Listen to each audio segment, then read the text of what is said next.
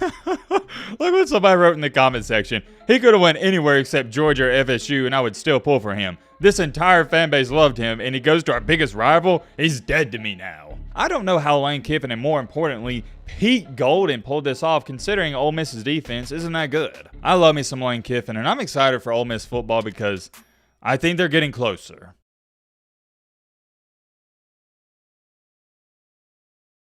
Ho, ho, and ho. Merry Christmas, everybody, or my apologies, Merry Christmas Eve, and does it get any better than this? A college football video on the night before Christmas, and ladies and gentlemen, boys and girls, I wouldn't want to have it any other way. And thank you to every single one of you that's taking some time out of your day to spend Christmas Eve with us and talk about football. Speaking of football, I need to lock in and get down to business. We got a lot to talk about, and whew, man, oh man. I don't know if some of y'all have been paying attention to Lane Kiffin and Ole Miss, but they've been flat out dominating. I'm not talking about on the field, I'm talking about off the field, and I've been watching this very closely the past couple of weeks. And you want to talk about ironic? I almost made this video yesterday, but for some reason I didn't, and I'm glad I didn't because today, Ole Miss and Lane Kiffin just got some even bigger news that we got to talk about. I'll give you a little teaser, some foreshadowing here. They just got the #1 overall player in the nation. This dude is a beast. If you know who I'm talking about, you know, and I wish Alabama could have got him, but hey, Ole Miss got him, and I can't wait to see what they do with him. And oh yeah, by the way, let me clarify, it's not just getting this one player. There's many more things we got to go over with Ole Miss. A couple other minor topics we're going to talk about, including Georgia. They just got a new running back, and I think it's safe to say that he's pretty dang good. And weirdly enough, even with the transfer portal, you don't see this too much. The new running back they got was playing at one of their rival schools. I hope you guys are excited to get into this video as I am, but all right, Matt, blah, blah, blah. Shut the crap out. Now, further ado.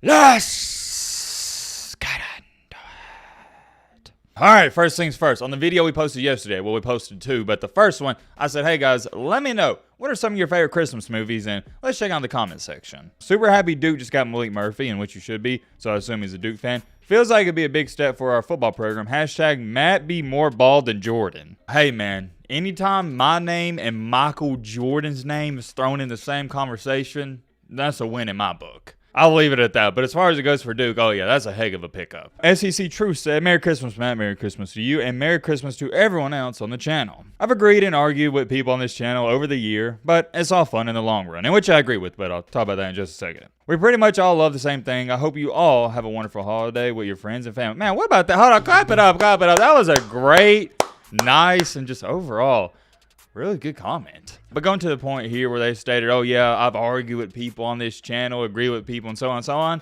To me, that's what it's about. I've said it before, I'm going to say it again. This wouldn't be much of a channel or community if we all agreed. That's what makes it so good, because we all have different opinions and different perspectives. And I'll say this about our community, and it's why I firmly believe we easily got a top 10 community on YouTube in general. Not in the football niche, but in the entire platform. Each and every single one of you, you speak your mind, which I greatly appreciate. What I mean when I say that, you're not just going to agree with me just because you subscribe to the channel and maybe you like me or whatnot. If I say something crazy or something you may disagree with, you guys let me know about it. Where I'm getting at with this is we don't pander. ESPN and all these other media companies, they pander to the audience. If you don't know what pandering means, it's when you say something to please somebody else, pretty much. You say something that you think that certain fan base wants to hear. We don't do that over here, but I'm getting a little sidetracked. We'll read off a couple more comments and we gotta lock in. What is this hashtag? Matt be munching cheese. I don't even know how y'all come up with that. Oh, here we go. We got a Christmas comment from Drew Harrell here. Thank you, Drew, for his comment. I love watching your videos. Never fail to entertain us. Just watched Home Alone last night and about to watch The Grinch. Hashtag Matt be still on Christmas. And The Grinch, man, I ain't gonna lie, I ain't seen that movie in like 5 years. All right, last comment here. Dude, wait a minute. Didn't SEC Truth? Yeah, he already wrote a comment, but we'll read it again. Matt, you got to watch A Christmas Story. It'll be on for 24 hours straight on TBS starting at 7 Central Time, I think. I'm going to give you a little insight on your boy Matt. From whenever I wake up on Christmas, normally I get up at about 6:30, 7 a.m., 7:30, until I go to sleep that night. That's all I watch, A Christmas Story. That is like a holiday tradition for me. I don't know why I love that movie so much.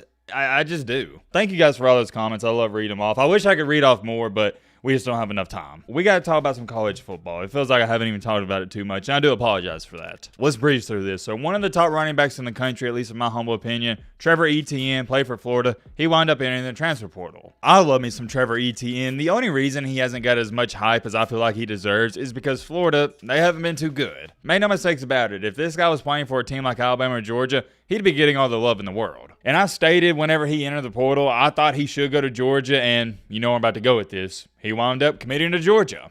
Look what somebody wrote in the comment section. He could have went anywhere except Georgia or FSU, and I would still pull for him. This entire fan base loved him, and he goes to our biggest rival. He's dead to me now. Hey, look, man, I can't even be too mad at that comment because I understand where he's coming from. It is low-key crazy to go to one of your biggest rivals. Me personally, though, number one, I don't blame him, and number two, I think he made the right choice. If you got the opportunity to play running back at Georgia, why in the world would you pass that up? You're talking about one of the best teams in the nation, currently one of the best programs in the nation, and will more than likely easily make the playoff next year. To go on top of that, what does Georgia like to do the most on offense? Run the ball. And oh yeah, by the way, you're going to be playing for, I didn't even throw this in there, a team that at bare minimum is going to win 10 games. You know what that's going to do? It's also going to boost up your draft stock. So this is a win